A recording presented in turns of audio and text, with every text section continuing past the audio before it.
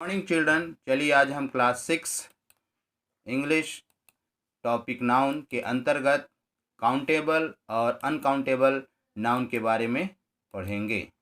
तो चलिए हम शुरू करते हैं हमारा आज का topic.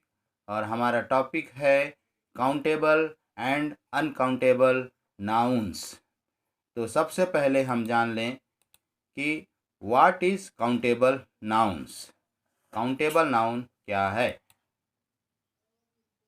The nouns which can be counted is called countable nouns. अर्थात वे संज्ञाएं जिन्हें गिना जा सकता है उन्हें काउंटेबल नाउन्स कहते हैं। इसके लिए ध्यान रखने वाली बात यह है कि they have a plural form. इनके बहुवचन रूप बनाए जा सकते हैं। इसको हम विशेष रूप से याद रखेंगे। फॉर एग्जाम्पल, पेन का पेन्स, गर्ल का गर्ल्स, टॉय का टॉयज, सिटी का सिटीज, एट्सेट्रा। अब इसे हम एग्जाम्पल के सहारे समझ लेते हैं। Some examples of countable nouns here. First example, I have a car. In this sentence car is a countable noun. In second example, he has a computer. In this sentence, computer is a countable noun.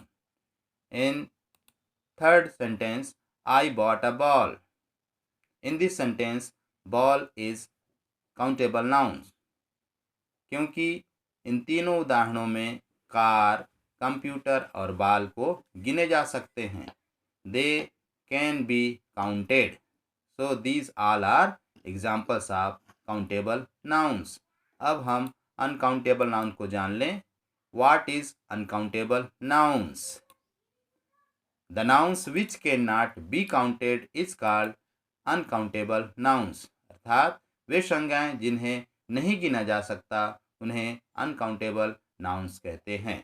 Countable nouns की तरह इसमें भी ध्यान रखने वाली बात यह है कि they do not have a plural form.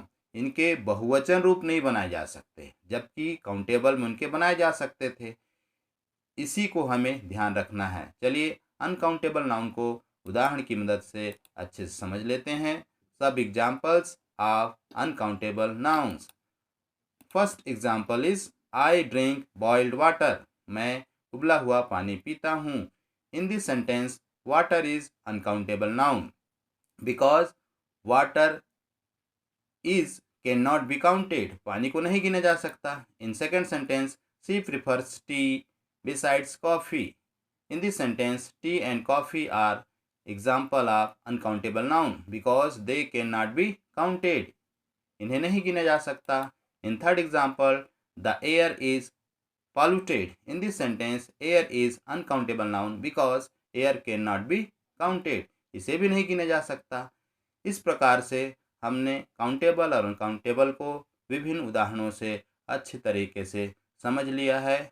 और मुझे आशा है कि अब आप class 6 English lesson 14 puppy and I में दिए हुए grammatical exercise pick out the countable and uncountable nouns from the poem को अच्छे तरीके से कर लेंगे।